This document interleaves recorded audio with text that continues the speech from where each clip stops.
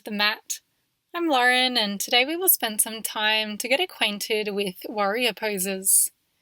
These asanas get their name from a story of grief, anger, and revenge, resulting in Shiva transforming into the warrior called Virabhadra.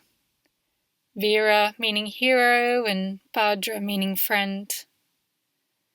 The message behind this story is far from praising violence and destruction. It is about challenging and forgiving our ego.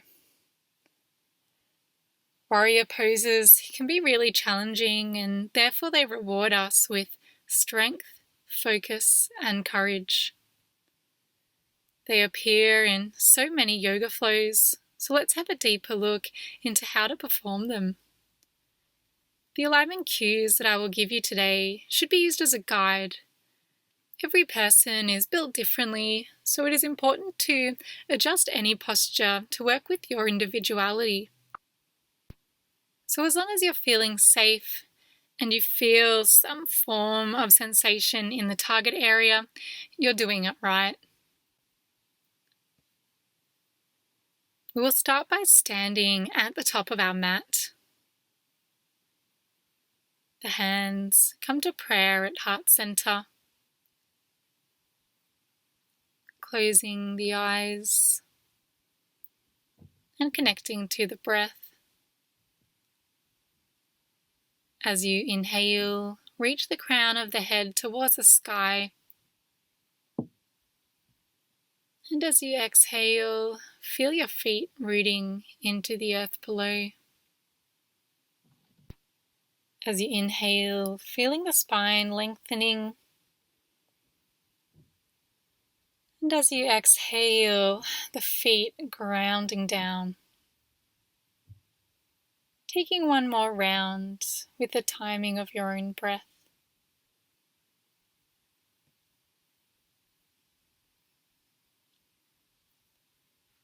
Letting the practice fall away, gently blinking the eyes open. As we bring our hands down by our sides, we find ourselves in Tadasana, or mountain pose.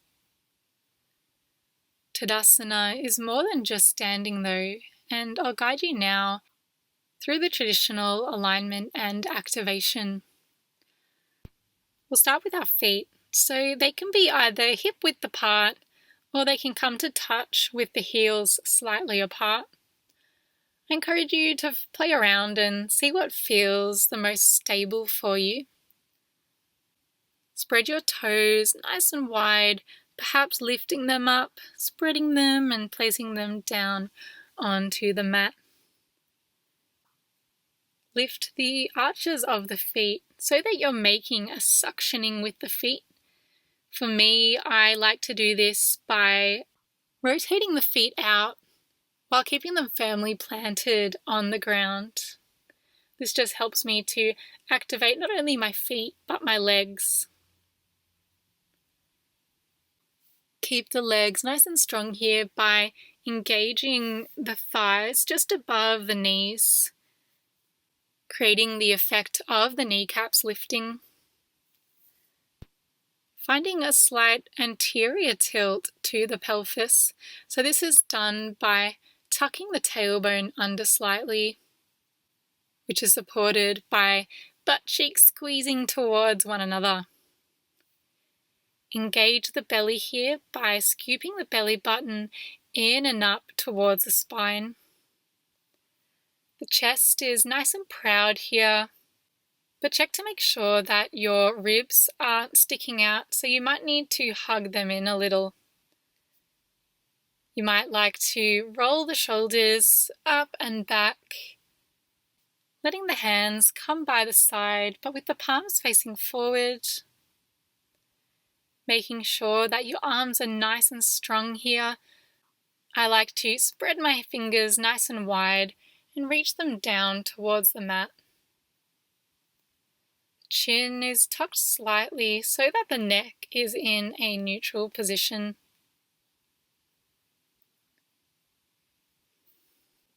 The gaze is straight ahead. And like we were doing before, reach the crown of the head up to the sky while maintaining that sturdy foundation in the feet. Here you have Tadasana. Learning this posture is super important because it creates the foundation of alignment that will take into so many other standing asanas. On your next inhale, reach the arms wide and up to the sky, hooking the thumbs and spreading the hands wide. As we inhale, reaching the arms up as high as you can. As you exhale, bend over towards the left, finding a side bend.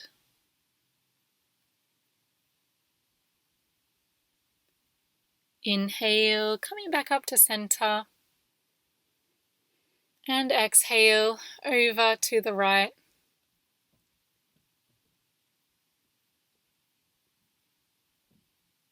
Inhale, come back to center. The hands find their way to prayer. Inhale, reach the arms wide and up overhead in an upward salute. Exhale, hands come back in front of the heart, bend from the hips, fold forward, hands coming down onto shins or the ground. Inhale, find a halfway lift, coming up onto the fingertips, hand might come to the shin or the thighs, whatever you need so that you can create a flat back position. Exhale, folding down. Inhale, ground into the feet, rising the arms up to the sky. Exhale, hands to heart. Inhale, upward salute. Exhale, forward fold. Inhale, halfway lift. Exhale, forward fold. Inhale, rising up to upward salute. Exhale, hands to heart. We'll complete one more round using your own breath cycle.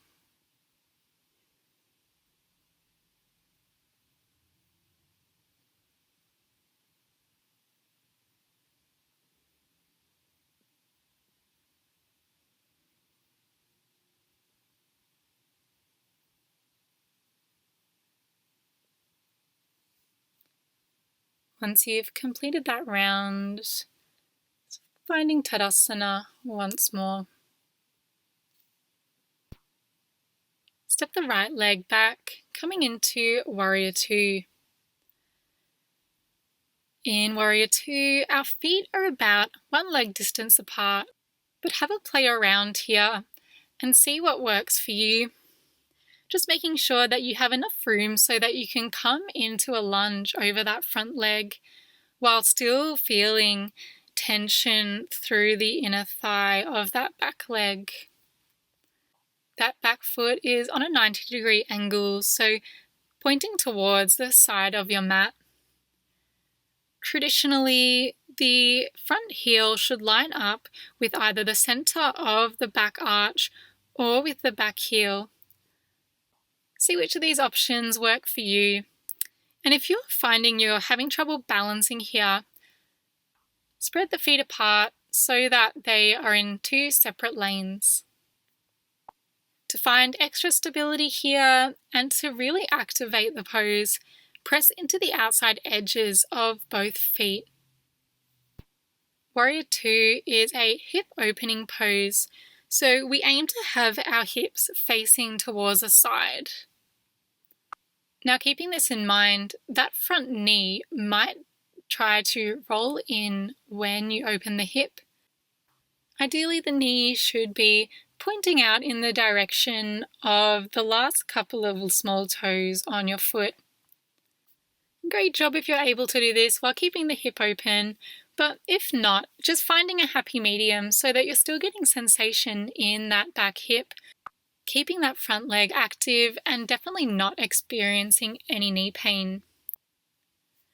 Typically, that front knee should be stacked on top of the ankle, so you may need to widen your stance a little bit.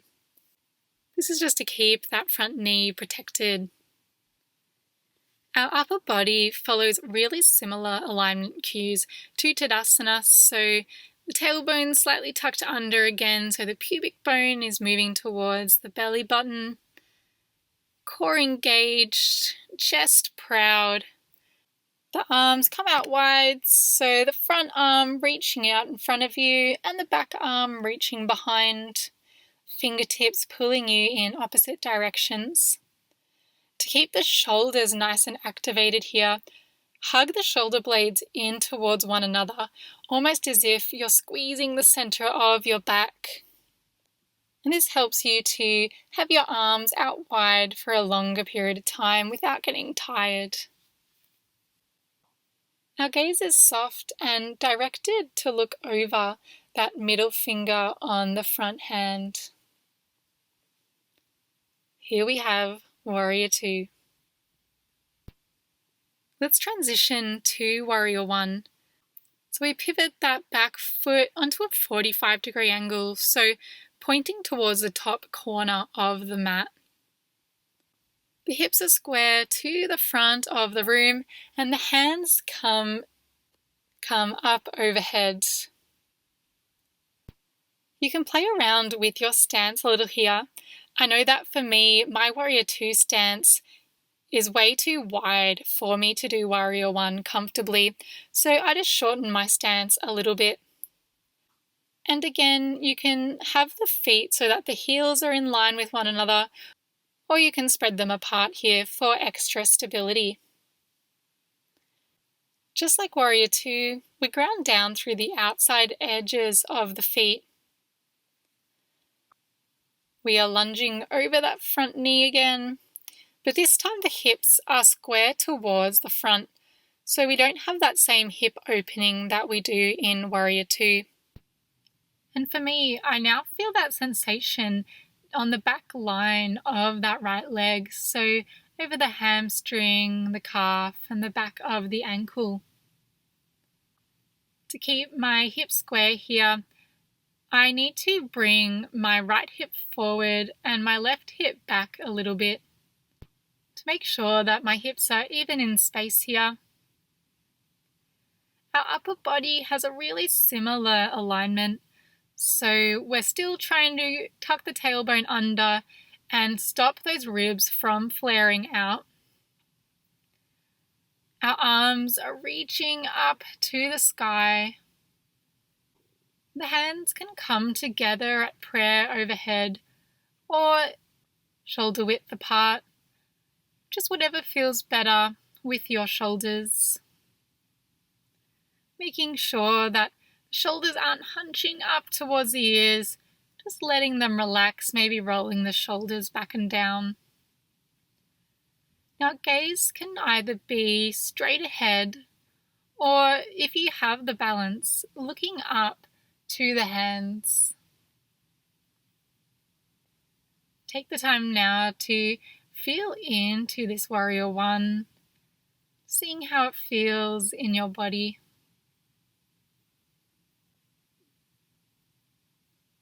And bring the hands back in front of the heart and shift your weight so that you start coming forward over that left foot. Eventually, the right foot behind you lifts up into the air. The left toes flex towards your face and your heel is pressing away from you. Our aim is to have that back leg in line with the upper body. Our gaze is to the ground in front of our face. And to help us balance here, find a drishti, so finding a spot on the floor below you that you can stare at, and that'll help keep you stable. Once you've found your balance, you might like to reach the arms out in front of you, coming into the full expression of Warrior 3. Our legs need to stay really active here, so the back foot is pressing behind you while your fingertips are reaching forward, and that standing leg is super activated. So using the same leg activation that we cultivated in Tadasana, grounding into the foot, squeezing the quads and the glutes. Just spend a moment to check that the hips are even in space. I have a tendency for that right hip to rise up, so you might need to just bring it down towards the floor. The hands come back to heart center, and the right foot finds its way next to the left, Tadasana. Step the left foot back, Warrior 2. Taking a moment to play around with your stance, seeing what works better for you so that you feel stable while still feeling that sensation through the hips. As you inhale, the crown of the head reaches towards the sky. As you exhale, sink a little deeper here. Inhale to lengthen. Exhale, surrendering to gravity. Keep reaching those fingertips in opposite directions. The shoulder blades squeezing towards one another.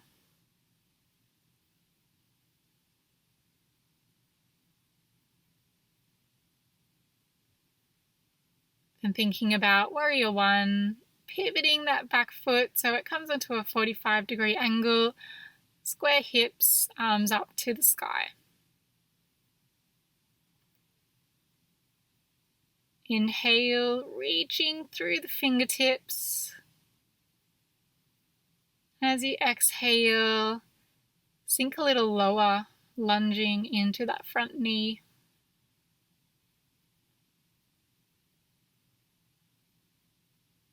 Feeling the opposing forces of your fingertips reaching to the sky and the outside edge and heel of that back foot really grounding down into the earth.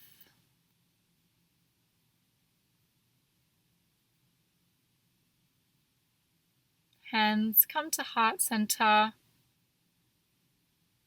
pouring your weight into that right foot. The left leg comes up into the air, finding Warrior 3, keeping that back leg nice and active. When you're feeling stable, reaching the arms out in front of you.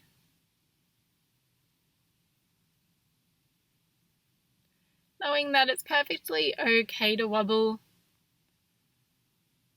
Our balance changes day to day, so let yourself off the hook a little here. You might do better tomorrow. Then coming back to Tadasana. Reach the arms up to the sky. As you exhale, fold forward.